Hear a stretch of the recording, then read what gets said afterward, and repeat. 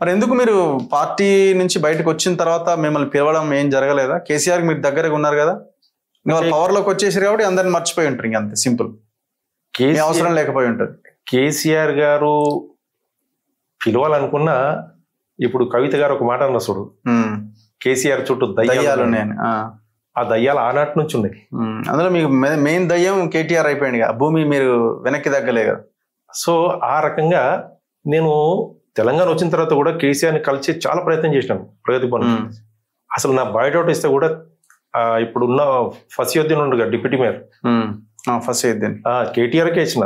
అయితే కేసీఆర్ గారు చెప్పినట్టు ఇది చాలా కష్టపడ్డాడు వీడికి ఏదో ఒక పదవి ఇవ్వాలి, ఒక చైర్మన్ ఇంకా ఇతరతర ఇవ్వాలని చెప్పి అంటే నాకు తెలిసి ఏంటంటే కేటీఆర్ గారు తీసి చింపేసి బొట్లో పడేసినట్ట. అప్పుడు కేసీఆర్ చెప్పినట్టు, అరే చాలా కష్టపడ్డాడయా 2000 కోట్ల నుంచి కూడా ప్రాణాలు సైతం తెగిడ్చి, వాడు చాలా దెబ్బలు తిన్నాడు పోలీసులు. మీరు చూడండి పోలీసులు నన్ను ఎట్లా కొట్టిరు అంట ఫోటోస్ నుండి ప్రతి కేసులో. అప్పుడు నిరంజన్ రెడ్డి గారు ప్లానింగ్ కమిషన్ చైర్మన్ ఉండే, కేసీఆర్ గారు రాసిన లెటర్ చాలా కష్టపడ్డాడు ఈయనకి ఇవ్వని చెప్పేసి. నిరంజన్ రెడ్డి ముఖ్యమంత్రికి రాసిండు. ఓకే, ఈయన చాలా కష్టపడ్డాడు హైదరాబాద్ నగరం నుంచి, ఈవిడ ఒక్కడే జనాలు ఇచ్చిట్టాడు హైదరాబాద్. అసలు తెలంగాణకు ఎవరు అనుకూలంగా లేరు, ఇవ్వాలని చెప్పేసి కూడా ముఖ్యమంత్రి రాయటం జరిగింది. అంటే నిరంజన్ రెడ్డి గారు చెప్పారు, గారు కేటీఆర్ తో మంచిగా ఉండవా, నువ్వు గొడవ పడకని చెప్పేసి. మరి హరీష్ తో లేరా మీరు? హరీష్ గారితో ఉన్నా కాబట్టి ఈ వివక్ష గురైన. హరీష్ గారు నాకు బాగా అనుకూలంగా ఉండే, చాలా అన్ని రకాలుగా ఉండే. తెలంగాణ వచ్చిన తర్వాత మరి కేటీఆర్ గారు హరీష్ గారికి ఏం చెప్పారో ఆయన కూడా నన్ను దూరం పెట్టడం జరిగింది. ఇప్పుడు నా పాప 2015లో శ్రీ చైతన్య కాలేజీలో అడ్మిషన్ కొరకు వెళ్ళినట్టు. ఎవరికి? హరీష్ దగ్గరికి వెళ్ళిరా? ఆయన ఇప్పుడు మినిస్టర్. ఆయన minister. Elections second time election రాలేదేమో. ఓకే, ఫస్ట్ టైం 15లో. ఓకే, ఆయన మంత్రిగా ఉండే. పోయేసి నేను అన్న ఇట్లా నా పాపకు 2,50,000 రూపాయలు శ్రీ చైతన్య అడుగుతున్నాడు, మీరు లెటర్ ఇస్తే కన్సిషన్ అవుతుంది అంటే లెటర్ ఇచ్చాను. 2018 5వ నెల 9వ తారీఖు. Please consider the request of the individual for maximum fee concession to his daughter. ఎవరికి రాసిండు? The principal Shri Chaitanya junior college, Narayanguda, Hyderabad. ఇది పని చేయలేదా? పని చేయలేదు, మంత్రిది కదా ఇది, పని చేయలేదు.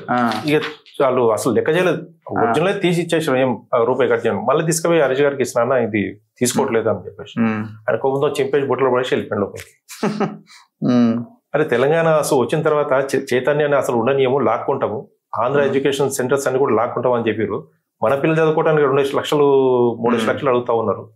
ఇదే కానీ తెలంగాణ వచ్చిన తర్వాత ఈ దుస్థితి అని చెప్పేసి నేను అడగటం జరిగింది. అని లేచి వెళ్ళిపోయాడు. అప్పటి నుంచి నన్ను సాటిస్ఫైడ్ చేసి అదే జగదీష్ రెడ్డి దగ్గరికి వెళ్ళా. ఆయన ఎడ్యుకేషన్ మినిస్టర్ ఉండే.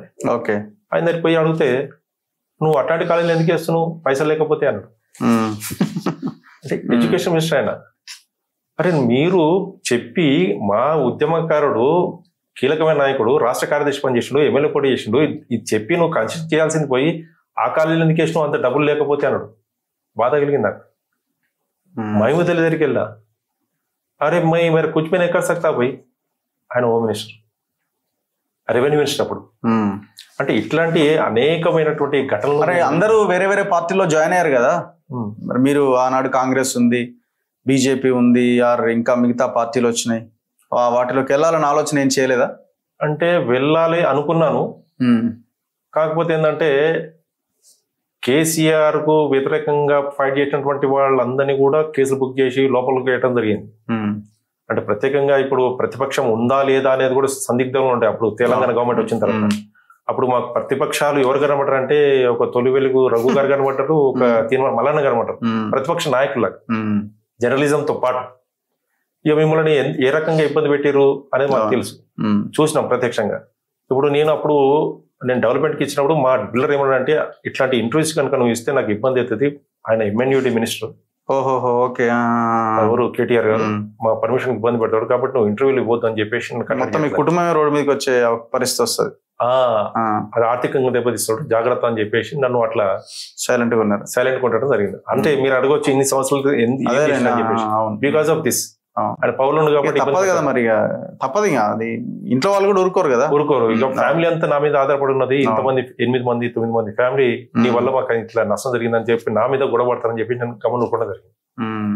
సో అట్లా అనేక అంశాలు కూడా ఈ తెలంగాణ ఉద్యమంలో చాలా ఫైట్ చేసినాయి, చాలా బాధపడ్డాము. నాలాంటి ఎంతో మంది అభాగ్యులు. దామోదర్ రాజనరసింహ రమ్మని చెప్పలేదా పార్టీలోకి? రమ్మని చెప్పిండు, ఆయన కోఆపరేట్ చేసిండు. కాకపోతే ఏంటంటే అప్పుడు ఉత్తమ్ కుమార్ రెడ్డి గారు పిసిసి ప్రెసిడెంట్ ఉండే అనేకమైనటువంటి విషయాలు ఉండే, అంటే టిఆర్ఎస్ గవర్నమెంట్ వ్యతిరేకంగా ఫైట్ చేయాల్సిన సందర్భాలు ఉండే.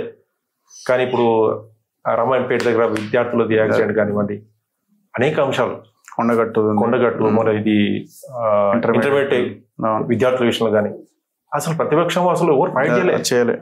అందుకని ఈ పార్టీలోకి వెళ్తే కూడా మా పరిస్థితి ఏముంటది అని చెప్పి ఆయన సైలెంట్ ఉండిపోయినాం. దాని తర్వాత బీజేపీ వాళ్ళు కూడా ఇండైరెక్ట్ గా వాళ్ళకు అనుకూలంగా వాళ్ళు కూడా ఏం స్టేట్మెంట్లు ఇవ్వాలి. అప్పుడు ప్రతిపక్షంలో ఉన్నారు కానీ అసలు కేసీఆర్ కు వ్యతిరేకంగా ఎవరు మాట్లాడలేదు. మాకు భయం అయింది, ఎందుకంటే అది ఆ పార్టీలో పోయినా మా పరిస్థితి ఇట్లే ఉంటుంది, మౌనంగా ఉండటం బెటర్. ఆ తర్వాత 2018లో పీసీ వర్కింగ్ ప్రెసిడెంట్ గా మన రేవంత్ రెడ్డి గారు అప్పుడు ఇంటర్మీడియట్ బోర్డు దగ్గర వచ్చి ధర్నా చేస్తున్నాడు. కేవలం 10 మంది అప్పుడు 2018. అప్పుడు అనుకున్నా అదే ఈయన కాబోయే ముఖ్యమంత్రి అవుతారా అని చెప్పేసి అప్పుడే నేను డిసైడ్ అయిపోయాను. అందుకే ఫైట్ చేస్తున్నాడు.